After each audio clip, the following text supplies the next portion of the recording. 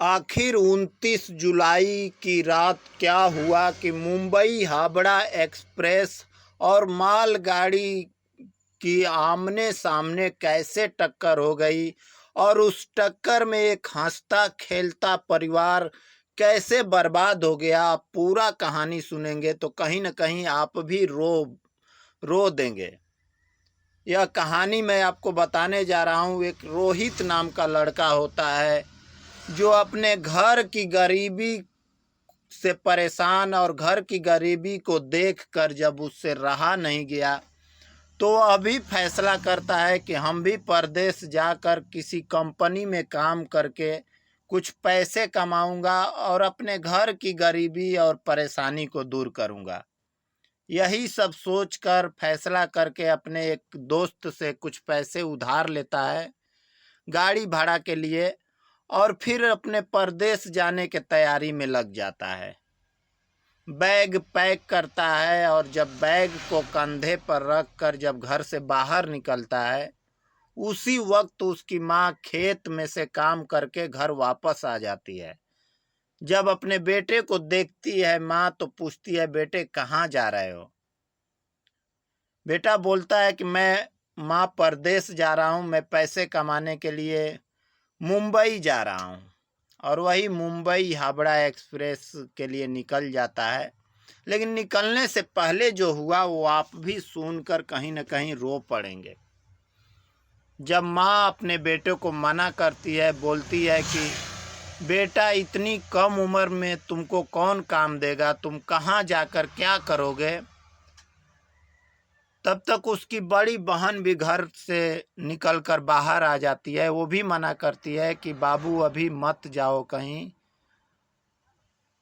तो बेटा बोलता है कि नहीं माँ, हमको परदेश जाना पड़ेगा, हमको पैसे कमाना पड़ेगा, क्योंकि जब पैसे कमा के परदेश से आऊँगा तो दीदी की शादी करूँगा और जो पापा, जब आप उस बेटे के दिल में जो लाखों अरमान है आप सुनेंगे तो कहीं न कहीं आप रो पड़ेंगे।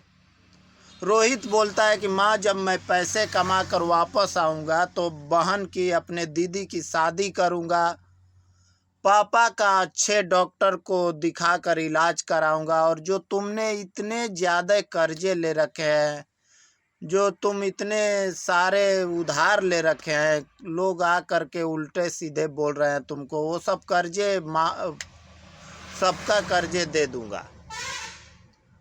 यह सब बात सुनकर पिता टूटी हुई खाट पे लेटा पड़ा हुआ था, कहीं न कहीं वो भी रो पड़ता है। उसका कलेजा फट जाता है इस अपने छोटे बेटे की बात सुनकर। सोचता है कि आज मैं अच्छा होता तो ये बेटे को ऐसा दिन नहीं देखना पड़ता। पिता रोते हुए अपने बेटे को मना करता है कि बेटा अभी मत जाओ, मैं जब ठीक हो जाऊंगा तो मैं खुद जाऊंगा कमाने के लिए।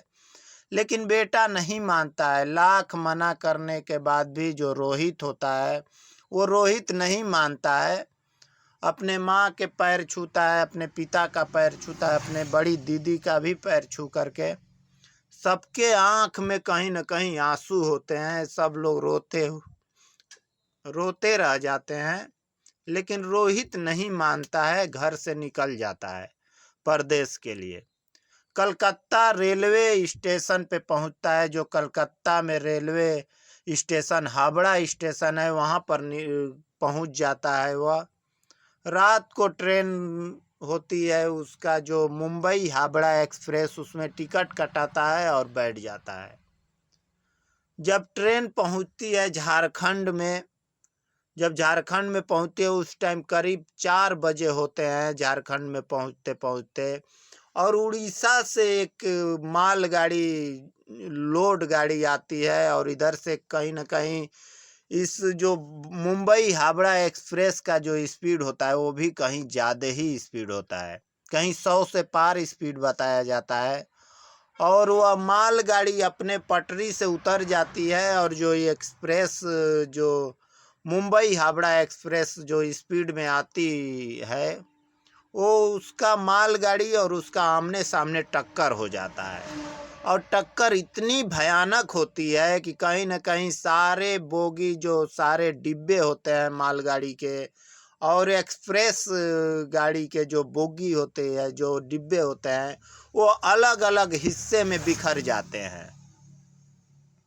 और इस तरह का मंजर होता है कि शायद आप भी सुनकर हैरान हो जाएंगे, आंख से आंसू निकल जाएंगे। आखिर सैकड़ों नहीं हजारों लोगों की ज़िंदगी बर्बाद हो जाती है।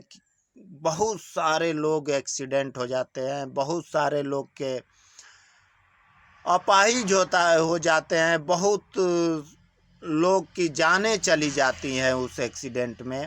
हालांकि एक्सीडेंट में 4 लोग की मौत बताया जा रहा है, लेकिन एक्सीडेंट देखने के बाद अब शायद वहाँ क्या हुआ होगा उस वक्त अंदाज़ा लगा सकते होंगे एक्सीडेंट देखने के बाद। तो जो रोहित होता है, मैं रोहित की बात बताया, वो बाथरूम में गया होता है, वो शौच के लिए बाथरूम में जाता है, लैट्रिन रूम में, शौचालय में जाता है रोहित। उसी वक्त जो ये हादसा होता है, कहीं न कहीं बाथरूम में ही वह रह जाता है। यह घटना इतना भयानक मंजर था कि देख करके गांव वालों की इतनी ज़्यादा ज़ोर साउंड हुआ, इतनी ज़्यादा ज़ोर से आवाज़ हुई जब दोनों गाड़ी में टक्कर हुआ। उस वक्त बहुत ही ज़्यादा ज़ोर से आवाज़ हुई। गांव वाले आवाज़ सुनकर वहां मौके पर पहुंचते हैं, बहुत लोग को बाहर निकालते हैं ट्रेन से, जो जख्मी लोग होते हैं उस